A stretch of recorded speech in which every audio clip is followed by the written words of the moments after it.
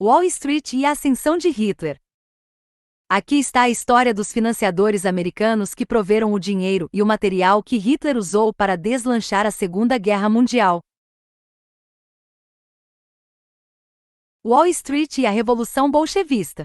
Nós encontramos a existência de uma ligação entre alguns banqueiros internacionais de Nova York e muitos revolucionários, incluindo bolchevistas. Esses cavalheiros banqueiros que aqui são identificados tiveram participação financeira e estavam apoiando para o sucesso da Revolução Bolchevista. Quem, por quê e por quanto é a história deste livro.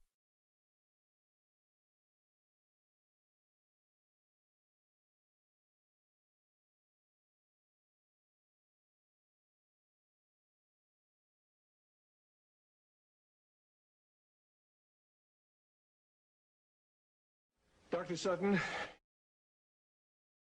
you wrote 3 series of books while you were a research fellow at the Hoover Institute. Can you give me basically the background of the content of these series? Yes, the series I wrote at the Hoover Institution at Stanford University concerned the transfers of Western technology to the Soviet Union, and essentially it comprised 3 individual books. Each book covers a period of time since 1917. And then you wrote a second series of books on Wall Street. Yes, these were trade books. In other words, they're not academic books. They're written for the general public. They concerned the build-up of the 3 types of socialism: Bolshevik socialism in Russia, what we might call welfare socialism in the United States, and Hitlerian or National Socialism. And each book examines the financing and the contributions made by Wall Street, by international bankers, to the development of that specific form of socialism. Now, in your research and analysis, and your efforts to bring out the facts about what was going on in our society, did you encounter any effort to discourage you, to prevent you from bringing out the background of America's involvement in the financing of international communism? Yes, very definitely. For example, when I was at the Hoover Institution, in 1972, I went to Miami Beach to give some testimony before the Republican National Committee. And although a congressman had hand-delivered to the wire services this testimony, which was later printed, the wire services refused to transmit it to the newspapers. Then when I got back to the Hoover Institution in California, I was called into the office of the director, and I was told in no uncertain terms not to make any more speeches like that, and that this information should not be made public. This was the information that we were giving the Soviet Union the technology to develop its war potential? Oh yes, at that time we were in Vietnam, and as you know, the Soviets were supplying the North Vietnamese. This was 1972. 1972, yes. And for example, I knew that the Gorky plant, which was built by the Ford Motor Company, the Gorky plant in Russia produces the Gaz series of vehicles. The Gaz vehicles had been seen on the Ho Chi Minh Trail. We were supplying equipment to the Gorky plant in the middle of the Vietnamese War, and these trucks were being used to carry ammunition supplies, which were killing Americans. I thought this was morally wrong, and I said so at Miami Beach and at the Hoover Institution. And it was this type of information that was suppressed. And so what eventually happened as far as your activities at the Hoover Institution were concerned? Well, I didn't pay much heed to the warnings. I published a book called National Suicide in the following year, which summarized our assistance to the Soviets, our military assistance to the Soviets. And when that book came out, again, there was great pressure to stop the book. There was pressure on both the publishers and me personally. And I felt I couldn't take this, and a few years later, I just left the Hoover Institution, and since 1975, I've been an independent author without any ties whatsoever. Let's go a little bit into the background of the financing of the German war machine that we fought in the period 1941 to 1945. Could we start, first of all, with the original financing of Hitler between 1922 and 1923, when he was first making his effort to come into prominence in Germany? The original financing of Hitler, that's in the years 1922, came only partly from Germany. one of the most prominent Americans concerned with financing Hitler was Henry Ford. In fact, Henry Ford received a medal in 1938 for his assistance to the early Nazi party. Then, of course, Hitler had his attempted push in 1923. He went to jail, and then we begin another era in the rise of Hitler. Right, and of course he eventually came to power in 1933 by the electoral process. What about the financing of Hitler's electoral activities in 1933? This I can trace, I have traced it very exactly. I discovered amongst the Nuremberg records a series of bank transfer slips to the Delbruck-Schickler Bank in Berlin to an account which was under the control of Rudolf Hess. And this was the fund that was used to finance Hitler's access to power in March 1973. And amongst the corporations that transferred money to Hitler, I find not only R.G. Farben, which is quite widely known, but also German General Electric, AEG, which is under the control of General Electric in the United States, or was at that time, and companies like Osram and... Now, what was the tie-in between Osram and General Electric? The tie-in was a share tie-in. International General Electric in the United States had controlling interest in German General Electric, and also through share interlocks, a controlling interest in Osram in Germany.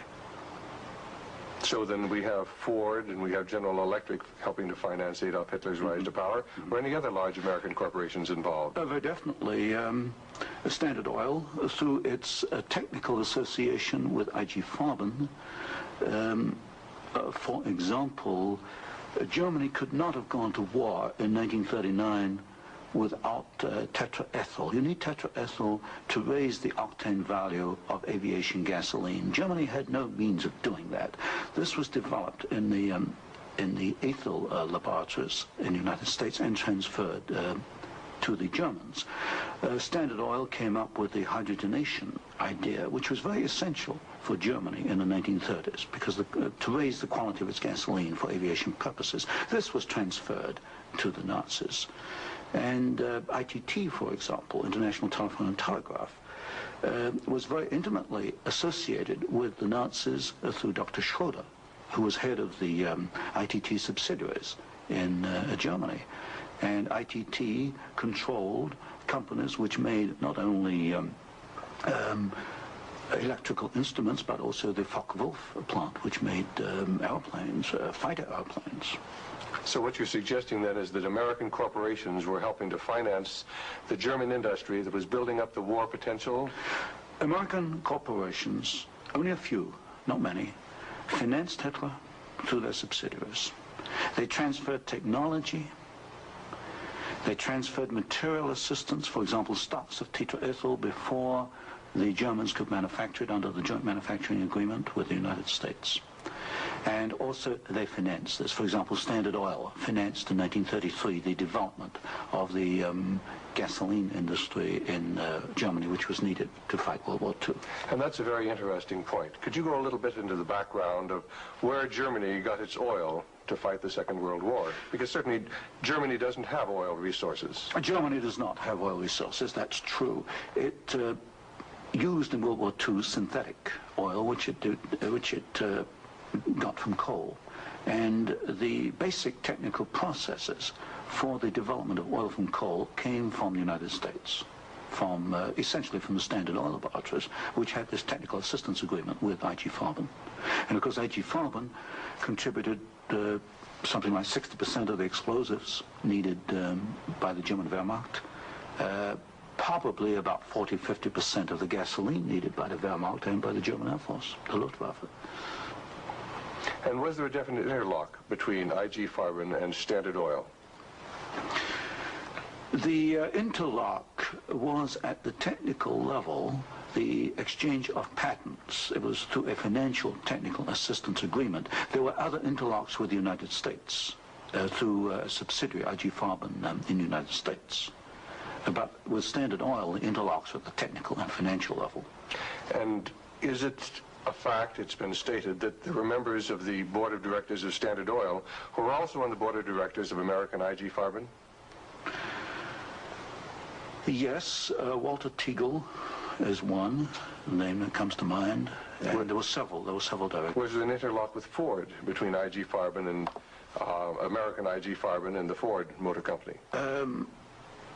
Not that I can recall, not offhand. Not offhand. So basically what we're seeing then is American industry helping to provide the technology, helping to provide the finance, helping to provide the material that is going to allow Hitler to create his war machine. Yes, that is correct. That is correct. Now, in your book, Wall Street and the Rise of Hitler, you talked about the bombing patterns during the Second World War, and the fact that it was amazing that there were certain factories that were not bombed, whereas the majority of the German factories were decimated, German-owned factories. There were certain factories that tied into this interlock we've already alluded to, that for some strange reason seemed to escape the devastation of our saturation bombing. In World War II, the German electrical industry was or should have been a prime target for Western bombing. But in practice, the German General Electric plants were not bombed. Of the 10 major plants, not one was bombed, and a half a dozen others had trifling damage, broken windows, that kind of thing. So what we have here is a very interesting case of an industry which should have been bombed in World War II, but was not bombed, and yet we have American ownership, which raises a certain amount of suspicion as to why it was not bombed. But as far as the German-owned electrical companies, did they undergo a rather heavy bombing? I took a look at that. The Siemens plant, for example, they were bombed. There's no question. But the industry was not targeted as a general target. So Siemens, for example, was not bombed as heavily as, say, tank plants or aviation plants, that kind of thing. You mentioned the Ford plant in Cologne. Was this a prime military target? The Ford plant in Cologne should have been a prime military target. For example, the British Air Force, the Royal Air Force, did bomb the Ford plant at Poissy in France. But the Ford plant in Cologne, which was by far the largest Ford plant in Germany, was not bombed in World War II. But did our military planners intend to bomb it? In other words, was it on the aiming report? Well, I did look at the aiming reports for the plants in Cologne. Ford was known about. They knew that it was producing equipment for the Wehrmacht. But it was not bombed. It was scheduled as a target, but it was not bombed. So somewhere along the line, as far as the planning was concerned, the name of the Ford motor plant in Cologne was deleted, and yet the city of Cologne itself was totally decimated. The city of Cologne was decimated, as of course many other cities in Germany were decimated. But somewhere along the line, something happened. I suspect it was in the aiming committees, and without question, orders were sent out not to bomb certain targets, even though these were prime military targets. And that's rather reminiscent of some of the orders that went out during the Korean War, some of the orders that went out during the Vietnamese War to leave specific targets within the enemy's domain untouched by our strategic bombing. I understand that was so, although I've not investigated it. Now, in your book, Wall Street and the Rise of Hitler, there was one very interesting section about a special fund that Heinrich Himmler had, and the funneling of money from German corporations into this fund, even up into the years 1943 and 1944. And many of these corporations had strong ties into the American corporations, into the American parent corporations. Could you tell us a little bit about the Kepler Fund? The Kepler Fund was also known as the Konto S Fund. It was what we might call Heinrich Himmler's personal slush fund. He used it for his own personal projects. And what amazed me was both in 1933 and in 1944, the 2 years for which I examined the records, over half the funds came from American corporations. For example, in 1933, ITT, Standard Oil, General Electric, and possibly Osram were contributors. Even in 1944, in the middle of World War II, we find that ITT was funneling funds to Heinrich Himmler's fund through Schroeder, who was the chairman of the ITT subsidiaries in Germany. We also find that DEPAG, the Standard Oil subsidiary in Germany, was financing Heinrich Himmler, and this was in the middle of World War II. Now, were these facts ever brought out at the Nuremberg hearings? They were never brought out at the Nuremberg hearings, although the documents do exist within the files, within the records. They have not been published, as far as I know. And you actually had access to these records? Yes, there's some 400 tons of these records available, and many of them were at the Hoover Institution, or copies were at the Hoover Institution, and that's where I found the original documentation. I think it's a tragic part of our history when the American public doesn't realize the interplay then between great American corporations and the financing, the funding of the Nazi movement. Now, I wanted to talk just a little bit about the Nuremberg trials, because at the Nuremberg trials, the Nazis, the Nazi war criminals, the Nazi generals were held specifically guilty for what transpired. Were there any Americans involved? Were any Americans indicted? Were any Americans convicted as far as the financing of the Nazi war movement? Very definitely not. I looked at the criteria for what we might call war crimes under the Nuremberg tribunal. And there's no question in my mind that certain Americans well fitted the criteria which required indictment and trial. But no Americans were ever brought to trial.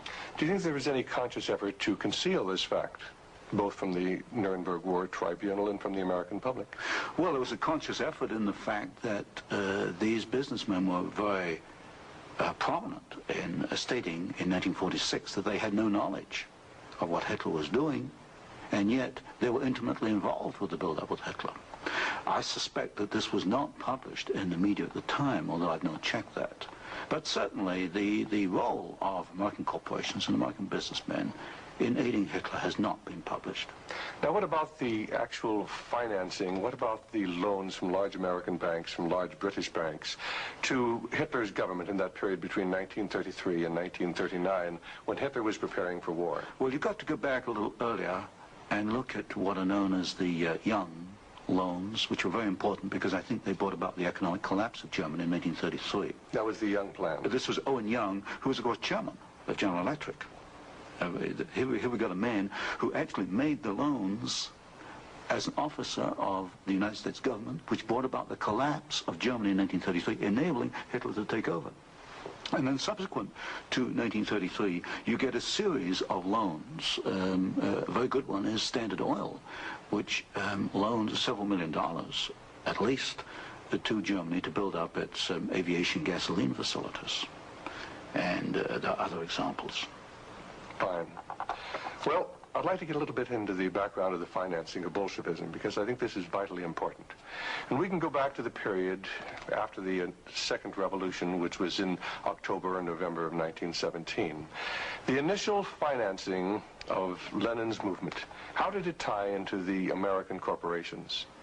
Was there any American involvement in that period between 1917 and 1918, when Bolshevism was just beginning to get a foothold in Russia? Yes, there were several incidents. The most important is one involving Colonel William Boyce Thompson, who was the largest shareholder in the Chase Bank, which of course today is Chase Manhattan Bank.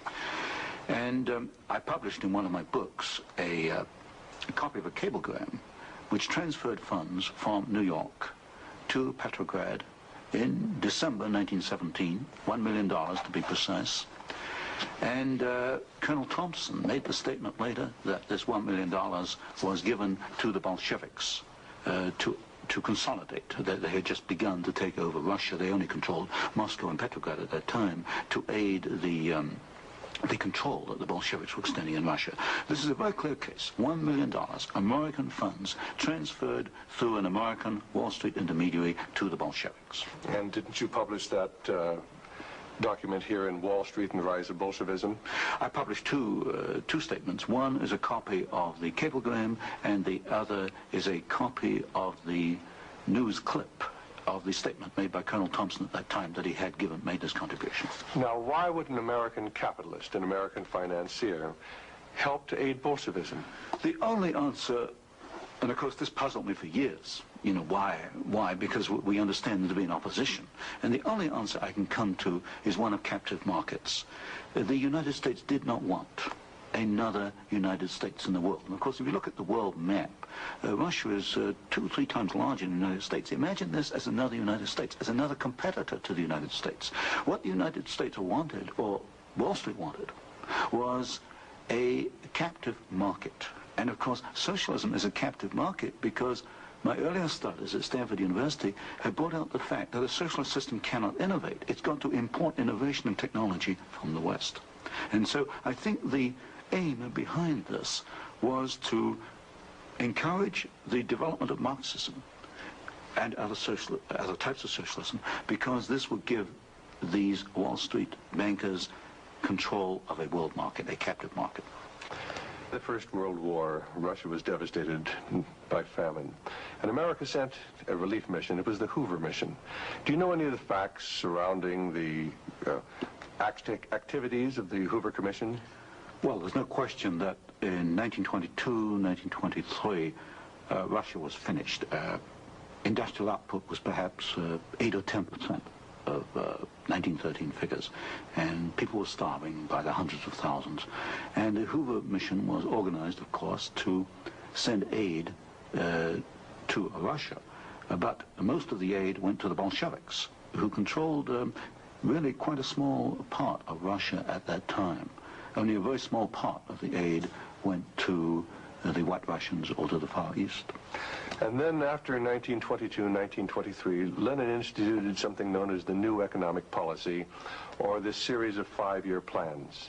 Can you tell us about the 5-year plans and the part that the major American corporations, major world corporations, played in building up the Soviet Union? Well, there are 2 separate phases here. The New Economic Policy was started in 1923 by Lenin, and I found, and I published this in my first book from Stanford, that every single Russian industry was rebuilt or restarted by foreign corporations, mostly German, British, French, and American. By 1928, Russia was back to approximately its 1913 industrial output. And at that point, she began to think of these grandiose 5-year plans. And in 1928, Gosplan, which is the Russian government planning commission, actually designed an initial 5-year plan, but this was thrown out, it was inadequate, and American corporations were brought into Russia. And the first 5-year plan and the second 5-year plan were actually designed in the United States by American corporations. And what were these corporations? Which ones specifically were involved? The design of the first 5-year plan was by a corporation probably not known to most Americans, Albert Kahn. But Albert Kahn was the foremost industrial architect in the United States. And Albert Kahn laid out the basics of the first 5-year plan for the Soviets. And then we find, again, the same corporations involved with the construction of the plants. International General Electric, certainly, DuPont, Ford Motor, Hercules Motor, Curtiss-Wright in aircraft engines, and even some corporations which today were forgotten about, like Valti and Chance Vought. These were aircraft manufacturers at that time. And so American corporations came in and they built the first 5-year plan. But what was important, the Soviets then copied these plans, and this accounts for the tremendous Russian output. They took this initial equipment and they multiplied it, they copied it by the 100.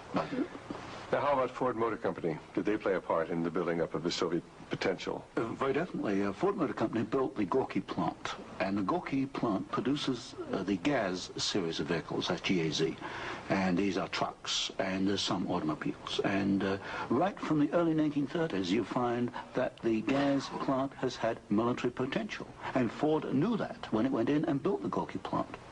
And we know it because I found statements to this effect within the State Department files. Sometimes we hear the name Averell Harriman. Did he play a part in building up the Soviet technology? Very definitely. In fact, Averell Harriman came out of the Soviet Union financially at a profit. He took over the Georgian manganese concession in the early 1920s. Got this back on his feet for the Soviets, and manganese became a prime export for the Soviets, and so they were able to sell this abroad, get foreign exchange, which financed their industrialization. And then they bought out Harriman about 1929, and Averell Harriman received as compensation $1 million more than he put in the first place. How about Armand Hammer of Occidental Petroleum? Armand Hammer is a very interesting example. Armand Hammer received the first foreign concession in 1822 in asbestos in the Ural Mountains. And he also conducted for the Soviets a number of other enterprises, like down to pens and pencil manufacturing, for example. But Armand Hammer is interesting because his father, although Armand Hammer today is chairman of Occidental Petroleum Corporation, his father was Julius Hammer, who in 1919 was Secretary General of the Communist Party USA, which emphasizes the argument I made throughout my books, that at the top level, there's no difference between your top communists and your top capitalists. They interlink. You've got Armand Hammer, chairman of Occidental Petroleum. His father was Secretary of the Communist Party USA in 1919. So it's basically a power grab. It's a power grab, an international power grab. Now, during the Second World War, why, Russia was pretty well decimated once again by German forces. What part did the American Lend-Lease program play in building up Russia's industrial capacity after the Second World War? Well, Lend-Lease built up Russia's capacity, it modernized it and expanded it during World War II. And there was some continuation all the way through perhaps to 1948, 1949. There was a program after Lend-Lease, which was supposed to be restricted to foodstuffs and industrial materials, but in effect, I checked the records in the warehouses in Sutton, Maryland, I find that even after World War II, and this was against the intent of Congress, I suspect, there was a massive transfer of the latest industrial equipment to the Soviet Union under the so-called Lend-Lease program. Now, in 1948, there was a fascinating book came out by Major Racy Jordan, in which he talked about American aid to the communists as far as their ability to build nuclear weapons. Did you ever have an opportunity of verifying the facts that we had given them the heavy water, we'd given them the wherewithal to build their atomic weapons? Well, as part of the work I was doing at Stanford, I did investigate the shipping documents for Lend-Lease, and I took a sample of these documents and I checked them against Major Jordan. And broadly, Major Jordan was correct within, say, about 5%. And Major Jordan, of course, made the charge that we had shipped materials to the Soviets, 1944, 1945, which were later used in their atomic program. There is no doubt he is correct. We shipped heavy water, which is essential, but we shipped other items which are perhaps less obvious to the layman. We shipped, for example, aluminum tubes, and aluminum tubes are essential for atomic energy development. We shipped graphite, and graphite is another essential component. So generally, as far as I could check, and I checked the original government Lend-Lease document, Major Jordan was correct. Now, as the years have gone by, of course, we see a growing Soviet nuclear threat. The Soviets now have MIRV missiles. Mm-hmm. Can you give a little of the background on how the Soviet Union, which really didn't have the technology to develop those MIRV missiles that threaten our cities today, how were they able to develop the MIRV capacity? Well, you've got to go back and look at how the Russians were able to develop a rocket, space technology anyway. What they did after World War II was American forces were held back for a while the Soviets occupied East Germany. They stripped East Germany. They took back the latest of the V-2 rocket technology from Peenemünde and other places. And the V-2 became the basis of the Russian space technology. Now, if you skip the intervening years, you will find when you come to the early 1970s that the Russians did not have the capability to MIRV their missiles. And in particular, they lacked the ability to produce the very precision, micro-miniature ball bearings that are needed for the control systems. There was only one company in the world, Bryant, Chuck and Grinder, which could make the machinery which machines the races within which these ball bearings run. And without those races, you just cannot make MIRV missiles in any quantity. You can make one off, but not in quantity. Bryant, Chuck and Grinder was allowed to ship to the Soviet Union 45 of these machines at a time when we only had 33 in the United States. But wasn't there any objection to doing this? I objected at Miami Beach in 1972. Other people objected. But the objections were squashed. And predominantly at fault here is Henry Kissinger and the incoming administration, the incoming Nixon administration. This was known, I'm sure it was known in DOD. If I knew it, then certainly DOD knew it. But the objections were squashed, and there was suppression of the information. And so once again we see America building up the military capacity, the nuclear threat from the Soviet Union. Well, this goes, you know, when you talk about moving of missiles, you're talking about a quantum jump in your military technology. Now, I'm not a military man, but to me, the ability to do that is a massive leap forward, and we enabled them to do it, and we did it knowingly and deliberately. Vietnamese War, the Soviet Union and the Eastern European satellites were the primary suppliers of war materials to the North Vietnamese who were killing American boys in South Vietnam. Would you comment on our aid and trade with the Soviet Union and with the Eastern European satellites during that period of time? Well, there's no question that the Soviets were the prime suppliers of military equipment and supplies to the North Vietnamese. Let me give you an example. The American pilots, as they flew over the Ho Chi Minh Trail, described the trucks that they were seeing as American trucks. Well, they were American trucks because they came from the Gorky plant, and Gorky was built by Henry Ford. And so you have the situation where we were, in effect, supplying both sides in the Vietnamese War. But the trucks were being built by the Soviet Union. However, were they getting any materials from the United States to help build those trucks? Yes, in the early 1970s, I know specifically of shipments of equipment into the Gorky plant while the war was going on, which in effect were aiding the Soviets to build more trucks to be used by the North Vietnamese. How about loans? Was America extending loans to the Soviet Union during this period when they were the primary financiers of the North Vietnamese? Yes. Beginning about 1970, there was a massive grant of loans to the Soviet Union. I'd say by about 1976, it must have totaled perhaps $40 billion outstanding. And so this, of course, these loans were used to enable the Soviet Union to purchase industrial equipment in the United States, and this industrial equipment was used to manufacture, in part, military supplies which were used against us in Vietnam. How about Russian shipping that was being used to ferry supplies to North Vietnam? Shipping is a very interesting example because the Soviets published a shipping register, about 6,000 ships, and I analyzed every one of these ships, both the origin of the technology of the ship itself, the hull, and the engine. Most of them are marine diesel engines. And I find that 60% of the Soviet merchant marine, which of course has military usefulness, 60% was built abroad. Only 40% in the Soviet Union, and that largely to Western design. But when you come to marine diesel engines, you find something really fascinating. You find that 80% of the marine diesel engines in Soviet merchant ships are Western engines, Burmeister and Wain of Copenhagen, Sulzer of Switzerland, Fiat of Italy, because that name has come up before.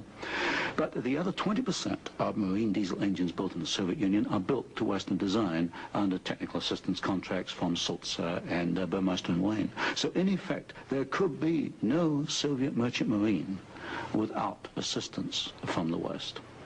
How about the building of the Kama River plant? Kama River was built in the late 1960s, early 1970s. The basic design contract was let to the Italian firm of Fiat. Giovanni Agnelli is the chairman of the board. And this is important because Agnelli is tied in with Chase Manhattan Bank. He's on the International Advisory Committee of Chase Manhattan. What caught my attention was that Fiat does not manufacture automobile manufacturing equipment. All the Fiat plants in Italy contain American equipment. And what I found was that the equipment was coming, perhaps about 60-70% of it, from the United States, from major automobile equipment suppliers in the United States. I think it was known as the Fiat plant as a cover to perhaps divert attention from the fact that during the Vietnamese War, we were building the largest plant in the world. It covers 36 square miles. We were building for the Soviets, with American equipment, the largest plant in the world. And so it was called the Italian Fiat plant, and I think this was a blind. And so they were building their trucks and armored personnel carriers and other things that could be used then for warfare in South Vietnam? We knew that the Kama plant had military potential. In 1972, I wrote it in National Suicide. In I said as much in Miami Beach in 1972. This plant has military potential. It can produce military vehicles. We knew it. And of course today in Afghanistan, we find that the Karma vehicles that are there in Afghanistan today from the Karma plant built by American and Italian companies. And it was after you brought out this information that efforts were made to suppress your book, National Suicide, and your other studies? Yes, because I was bringing out the fact that the Karma River plant had military potential, that we were moving the missiles with the Bryant chucking grinder equipment, and of course other facts along these lines. And what sort of pressure was brought to bear upon you? What sort of pressure was brought to bear upon the publisher of your book, National Suicide? There was pressure on the publisher to prevent publication, to stop publication. He refused to do so. There's pressure brought upon me first to withdraw the book, and then a rather deceitful sort of pressure. It was claimed at the Hoover Institution that I had plagiarized Volume 3 of my Western Technology series, which was being published by Stanford University. Well, firstly, I challenged them to point out the plagiarization, but he could find even 2 sentences that matched up. But then I pointed out that I cannot plagiarize my own work. I hold the copyright on both books, and nowhere in the world can I plagiarize myself. That's a logical impossibility. And then gradually it built up over the following years that my research was perhaps going a little out of what was perhaps required or welcome would be a better word, and it should be confined within more narrow boundaries. And at that point in 1975 I left the Hoover Institution, and since then I've become an independent author, and I can publish what I want to publish. Do you know of any other instances where efforts were made to suppress publication of books through the Hoover Institute? I know one example, one I was personally aware of, and that was Julius Epstein's book on Operation Keelhaul, which is a very important book on the treatment of Russian prisoners of war in Germany after World War II. This book was in manuscript for several years, and he was not allowed to publish it. I heard that firsthand from Julius. Right, and eventually it was, of course, brought out. It was at a later point. Now, another example I can give is my own Western Technology series. The 3rd volume of that was held in galleys for 1 year. Now, it costs a lot of money to hold a book in galleys, because when a book is in galleys, you want to get it out on the market to start recouping your investment. That book was held in galleys for 1 year because it was not politically wise or acceptable to publish it at that time, even though it was an academic book. Now, you've done some fascinating studies on the Trilateral Commission. Can you tell us about the Trilateral Commission? The Trilateral Commission is a private organization founded by David Rockefeller in 1973. It was essentially financed by Rockefeller and some of the foundations, Kettering Foundation, Danforth Foundation, Ford Foundation. Ford Foundation was a very major contributor. And the stated objective is to encourage discussion amongst what they call the trilateral regions. I should point out that of the 300 members, 1/3 come from the United States, 1/3 from Japan, and 1/3 from Europe. But in effect, I find that the actions of the Trilateral Commission are very much self-interested on the part of the international banking community in New York.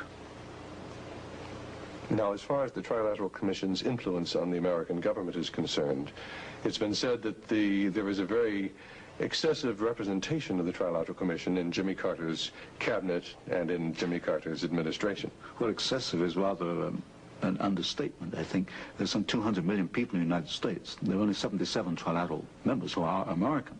Out of that 77, I counted no fewer than 18 trilateralists. That's about 1/3 of the American trilateral contingent turns up in the Carter administration. Mr. Carter himself was a trilateral, Mr. Mondale, Mr. Brown, Mr. Vance, Mr. Blumenthal, Mr. Brown, Secretary of Defense. In other words, they occupy all the senior cabinet and sub-cabinet posts. In fact, there's some key committees, intelligence and defense committees, which are only comprised of trilaterals.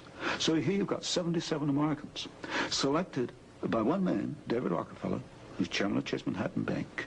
And we find that they turn up in the key controlling positions in Washington under the Carter administration. And would this suggest to you that perhaps we do not select the government, that it is selected by these people who work behind the scenes? You can come to no other conclusion. If you look today at who's running for office, you find Mr. Bush is a trilateral, you find Mr. Anderson is a trilateral, Mr. Carter is a trilateral. We find articles appearing in Newsweek magazine, Time magazine, U.S. News and World Report, many of the major media telling us there's really nothing to be concerned about from the Trilateral Commission. Is there any interlock between the Trilateral Commission and the major media in the United States? Yes, there is an interlock, particularly in the news media. For example, the Chicago Sun-Times, the executive editor there, James Hoagie, is a trilateral. You'll find Saul Linowitz is a director of Time magazine. And I think, yes, Henry Schacht is a director of CBS. So there very definitely is an interlock between the trilaterals and the media. And perhaps this is the reason, then, that they rather play down the influence of the Trilateral Commission on contemporary American government. Yes, I had a computer survey made of all articles that have been printed on the Trilateral Commission since 1973. I could find worldwide only 73 articles. Now, what's the relationship between the Trilateral Commission and the Council on Foreign Relations? Well, of course, the Council on Foreign Relations is a much older organization founded in 1920. I did a study in which I compared trilaterals with or without membership in the CFR, Council on Foreign Relations. I find there's something over 50% overlap.